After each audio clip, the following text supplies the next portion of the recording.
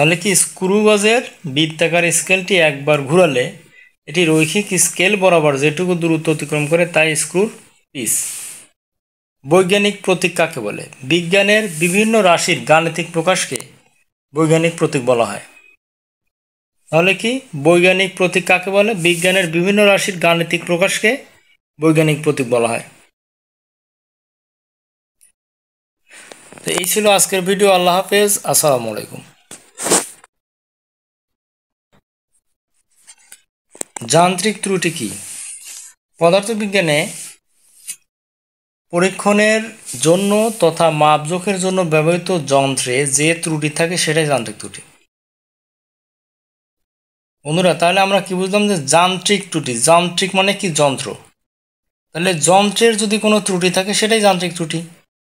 যে কোনো যন্ত্রের যদি কোনো ত্রুটি থাকে সেটাই যান্ত্রিক ত্রুটি। তাহলে পদার্থবিজ্ঞানে পরীক্ষণের জন্য তথা মাপজোখের জন্য ব্যবহৃত যন্ত্রে যে ত্রুটি থাকে সেটাই যান্ত্রিক ত্রুটি।